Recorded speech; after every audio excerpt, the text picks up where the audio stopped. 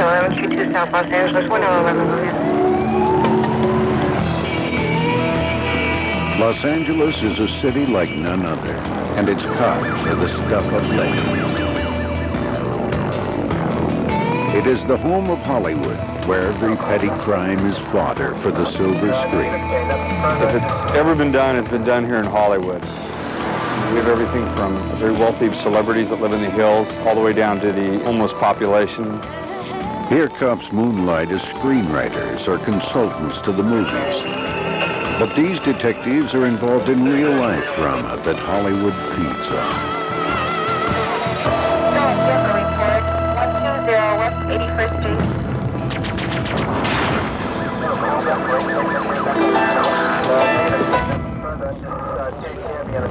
A parking violation brings this vehicle to the attention of the LAPD. What seems at first glance to be a misdemeanor turns out to be a felony.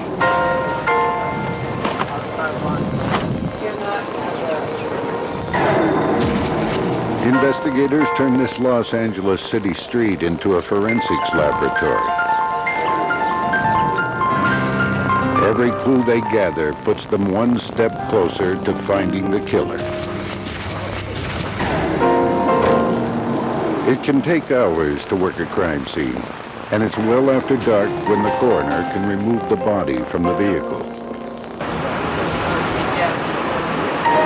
This is one of the 140 murders that occurred in LA during the first 3 months of 2002. We just have a high number of shootings, everybody trying to claim territory and make money for survival, which is whether it's the narcotic trade or out robbing someone or stealing somebody's property or whatever it is so that they can make ends meet. Welcome to the streets of Los Angeles. As the city sleeps, there are 3 murders, 6 gang arrests, and 65 aggravated assaults. Los Angeles is a horizontal city. It's spread over 460 square miles. The city of Los Angeles today is probably ethnically, racially, religiously the most diverse large city in the world. Scores of languages are spoken here. The ballot is printed in many different languages. The police department and other city agencies are always looking for people from various groups, Vietnamese, Cambodians, Filipinos, Koreans, as well as African Americans and Latinos from various parts of the world, simply in order to manage living together. And to me, it's extraordinary that Los Angeles has hung together as well as it had. This diverse city is broken up into police divisions. The body in the car was found in the Rampart Division. Named after an old fort dating from the days of the early settlers in LA, Rampart is a little city in itself, covering an area of 7 square miles. Its population of 375,000 is larger than St. Louis, Orlando, Tampa, or Newark.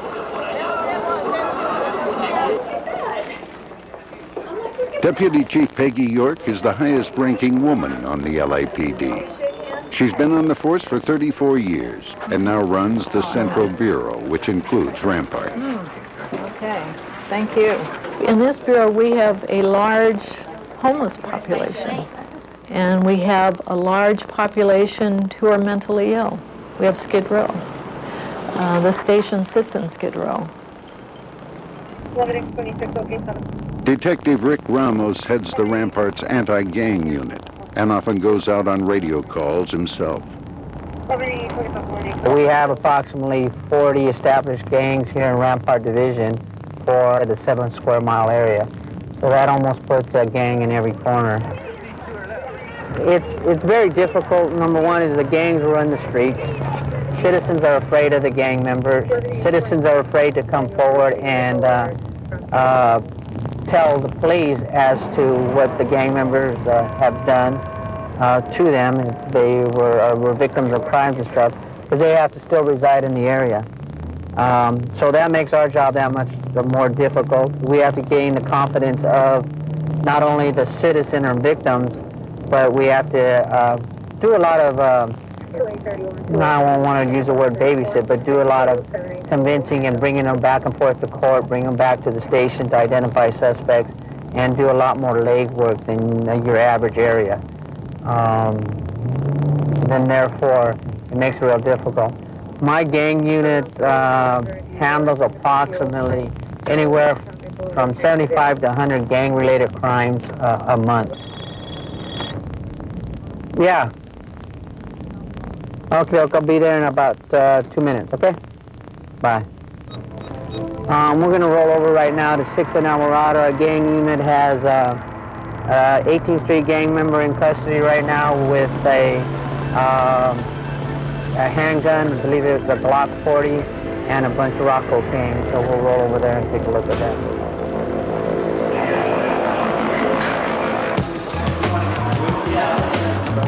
This gangbanger is spotted by the LAPD and pulled over.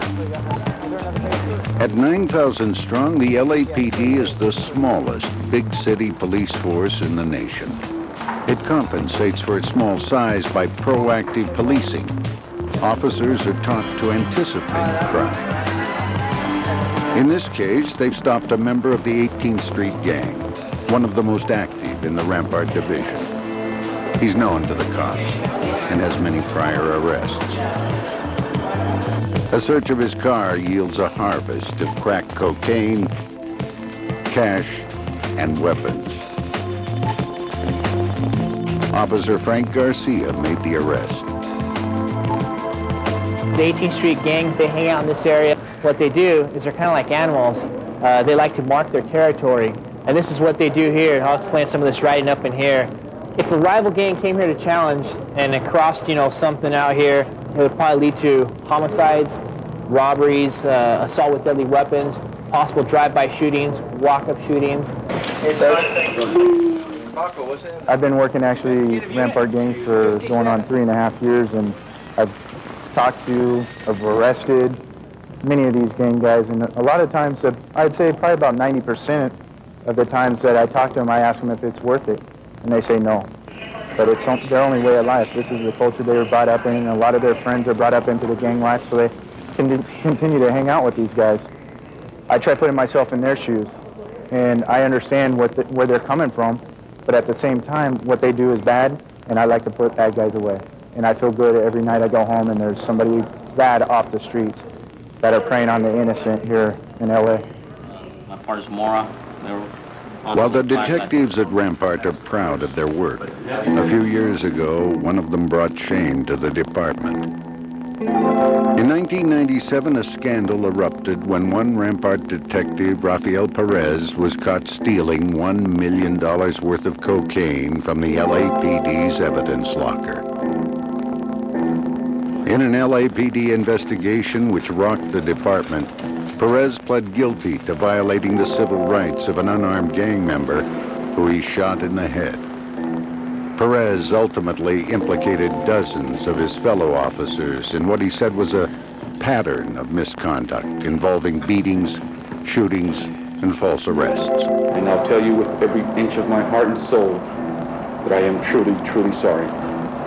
The federal government stepped in and forced the LAPD to accept federal guidelines for its operation. Rampart right now is very different than the Rampart of the so-called Rampart scandal. For one thing, most of the people who worked at Rampart during that time don't work there anymore. The name of the station, Rampart, is something that everybody knows about. If you go to any part of the country and some parts of the world, people know about Rampart. The Rampart scandal received nationwide publicity.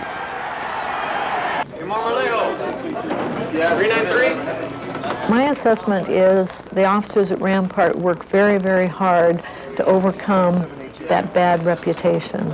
And they want to prove that Rampart is a good station and that they do their work right. They don't violate people's constitutional rights and they treat people respectfully, but they still get the job done. You sit out here 8 hours a night, now 12 hours a night. You're working with these individuals on a lot of different situations, murder situations, arresting suspects, out there putting your life on the line for the community. It hurts. It hurts when somebody betrays you as that and you find out somebody has got involved with the criminal element, which our job is to put that criminal element and take it away from society. And that puts a hurt in our heart. The fact that an LAPD officer would steal drugs and frame suspects tore at the heart of the LAPD and came as a shock to the people of Los Angeles. But going back to its frontier past, the unique spirit of Los Angeles is one of overcoming uncertainty and disappointment.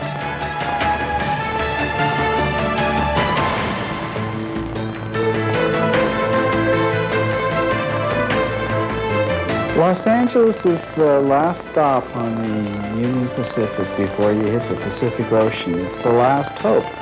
Los Angeles has always been what Horst really had in mind, I suspect, when he said, "Go west, young man." I mean, it's as far west as you can go. This is the last place, the last best place for anyone to get a second chance. This spirit, this triumph of will that conquered the West led to the creation of the LAPD. You're watching Inside the LAPD on the History Channel.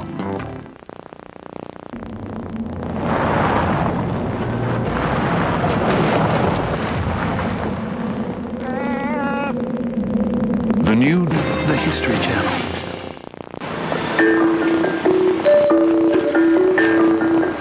Modern Marvels is working construction. For starters, let's really move some earth with this baby. No matter what we're building, we'll definitely have to mix up tons of this stuff. But once all the pieces are ready to go, these will come in handy to move them into position. And what about electricity, plumbing, phone lines? That's when we go underground. Get down and dirty with the men and machines of Hard Hatbeat on Modern Marvels. Tomorrow at 10 on the History Channel. You're watching Inside the LAPD on the History Channel. With just a bend in the road and a few hundred people, Los Angeles started off very modestly and very violently. The clash between the established Mexican population and the white population got to be uglier and uglier. And Los Angeles started to develop a reputation, as one writer put it, as the hellhole of the West. In 1848, gold was discovered 400 miles away in Sutter's Mill in Death Valley, near San Francisco. The discovery of gold brought people west by the thousands, good and bad people. And they came by wagon train, they came by ship, they came by horse, they came any way they could. And Los Angeles was literally flooded with thousands and thousands of people wanting to get rich quick. By 1850, California was admitted into the Union as the 31st state. Los Angeles was incorporated as a city, and a volunteer police force known as the Los Angeles Rangers tried in vain to control lawlessness. It was a rough and tumble city. Gambling was legal, prostitution was legal, alcohol flowed everywhere, and there were almost no laws. In fact, not only were those things legal, they were actually taxed and licensed. Los Angeles was no man's land. You came here and remained at your own risk. There were more murders per capita in Los Angeles than in any other metropolitan area in the United States. And it was vigilante justice. Following the Civil War and the completion of the Transcontinental Railroad, the population of Los Angeles continued to swell. In 1869, the first paid police force was established.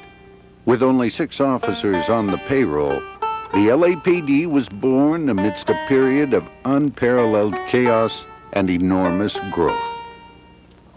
What really civilized or began to civilize Los Angeles was the coming of the railroads. The Anglos who had come from the East Coast, first as 49ers and then later on, courtesy of the railroads, transformed the city dramatically. A price war between the Union Pacific and the Santa Fe railroads meant you could come to California from the Midwest for $1. Thousands arrived in Los Angeles, attracted by the chance for a new life.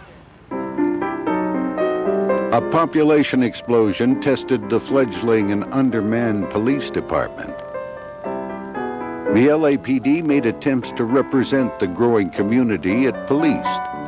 The end of slavery and the Civil War brought an enormous number of African American settlers.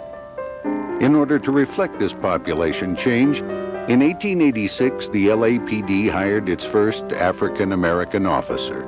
One of the things I think that most people don't realize about the LAPD in particular was the first police agency in the country, a municipal police agency, to hire African Americans on the department. Although the LAPD was the first municipal police force to hire African American officers, it restricted them to working out of the downtown office called the Central Division. The department didn't promote black officers because there was a possibility that they could come into contact and supervise and manage white officers. The department was not about to allow that to happen. The LAPD struggled to keep up with changes in society. The flood of newcomers brought with them a demand for places to let off steam. Violence often followed. Los Angeles has always been notorious for their brothels and the relationship with the madams and the cops from before the turn of the century, beginning with Pearl Morton and her establishment on Spring Street in a house that she rented from a sheriff. The public demanded better law enforcement, and in 1889 a police commission was created with the mandate to professionalize and modernize the force. A new political party, the Progressives, swept the nation and took hold in California. With a belief that politics was a dirty business, it placed power in citizen activism. It mandated the creation of an independent police commission to govern the LAPD. LAPD was strong because the political system of California was so weak. It was made weak by the progressive reformers in the early part of the century. One of the reformers, John M. Glass, became chief of the LAPD in 1889. He adopted the latest in scientific technology, the Bertillon system from France, which identified criminals by measuring their body parts. It was heralded as a crime-fighting breakthrough. The LAPD quickly developed a reputation as a cutting-edge force.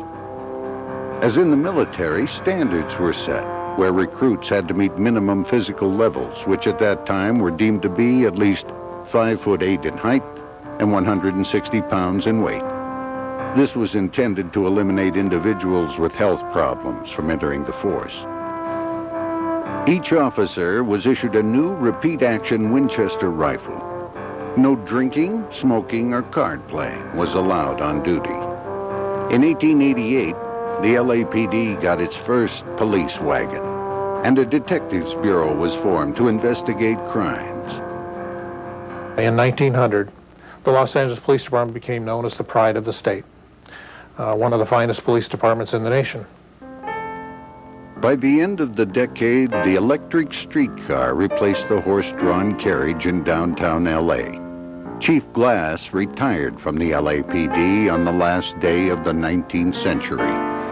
It was now the Gilded Age. The population of LA reached 102,000, but the peace was enforced by only 69 policemen.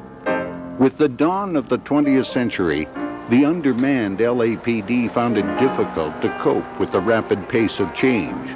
The public, outraged with drunkenness and prostitution, passed laws labeling them as vice and making them illegal.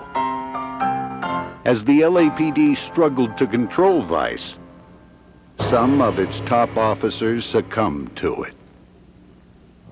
You're watching Inside the LAPD on the History Channel. The LAPD on the History Channel.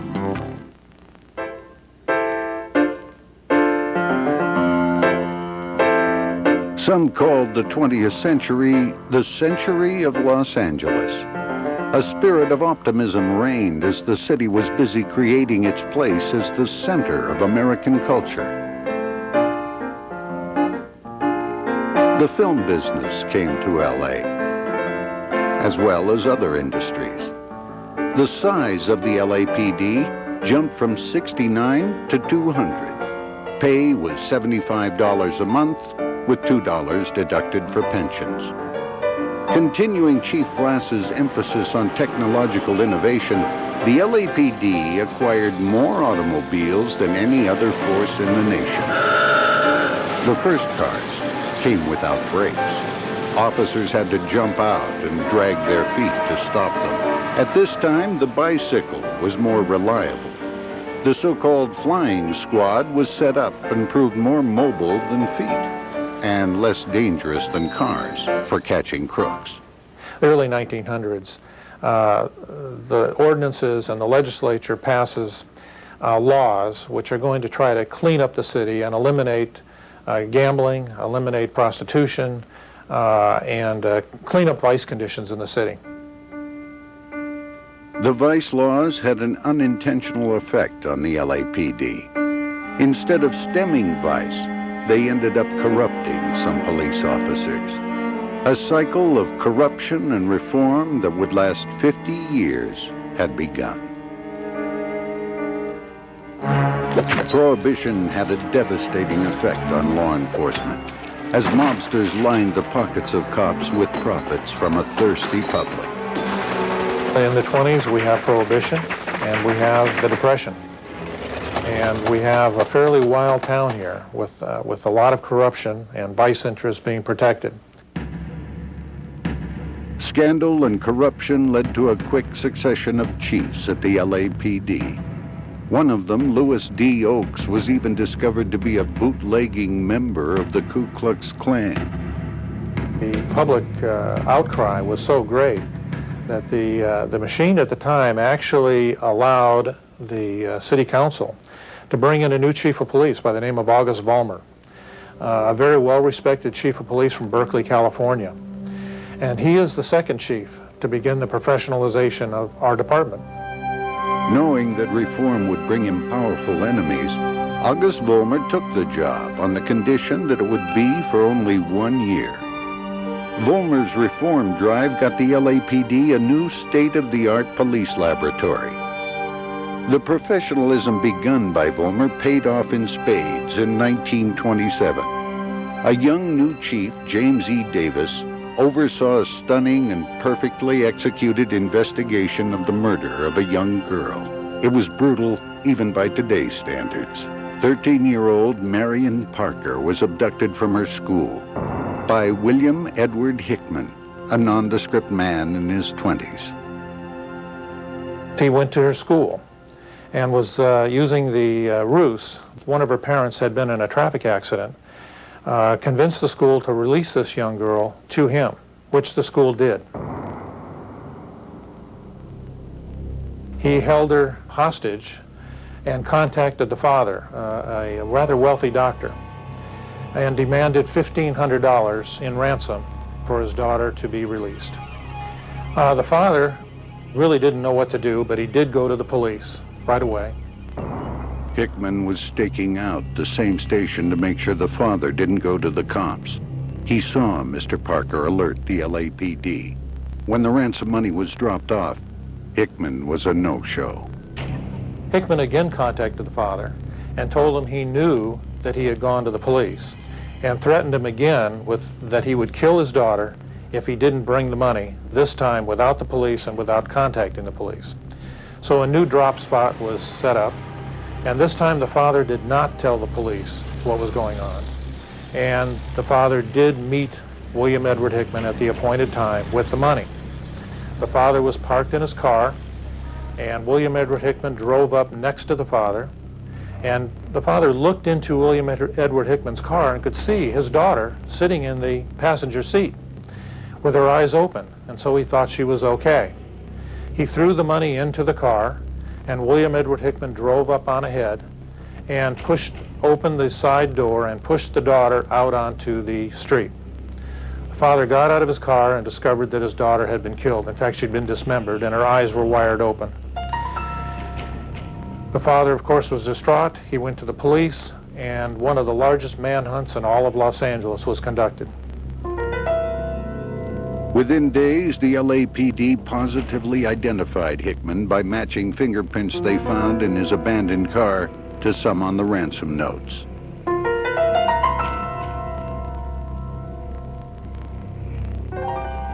A search of his home revealed blood-stained clothing. The LAPD lab matched it to the victim. Police bulletins sent up and down the West Coast offered a $50,000 reward for Hickman.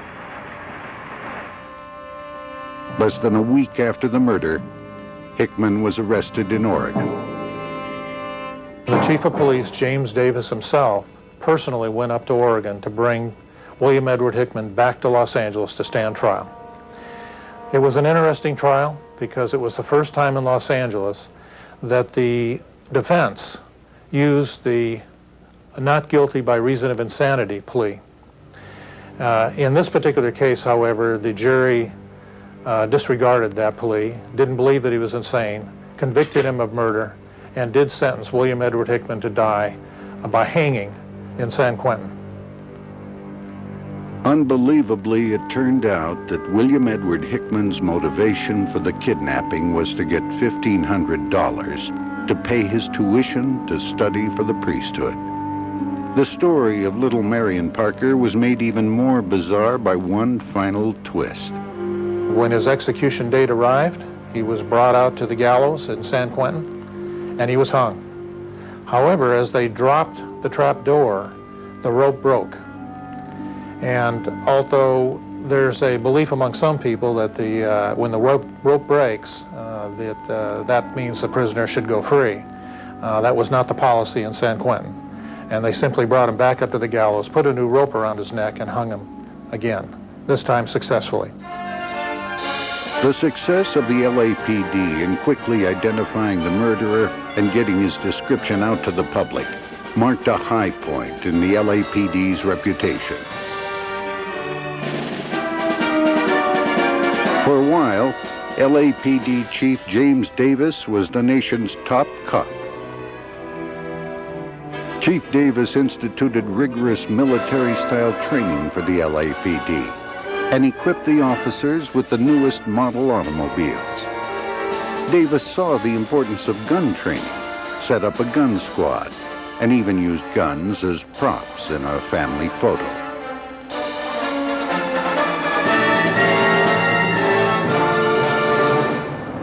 He introduced the dragnet system, whereby the city was staked off into sections in which officers stopped and examined motorists and picked up any characters they thought were suspicious. His officers did what he wanted, and they went out and made a tremendous number of arrests, and as a result, crime went down in Los Angeles. Now, mayors changed, and as usual, when there's a change in mayor, there's a change in chief of police. And that's what happened here. James Davis was asked to step down when a new mayor came into office. Before he left office, Chief Davis had cleaned house, firing more than 250 officers for corruption. It turned out to be the worst possible time to lose a job. The Wall Street crash of 1929 plunged the country and LA into depression. This created new problems for the LAPD, which also had to face a powerful enemy in organized crime. As the mob marched west, it was stopped in its tracks by the iron fist of the LAPD. You're watching Inside the LAPD on the History Channel. The LAPD on the History Channel. In the name of the President of the United States, I proclaim open the 10th Olympiad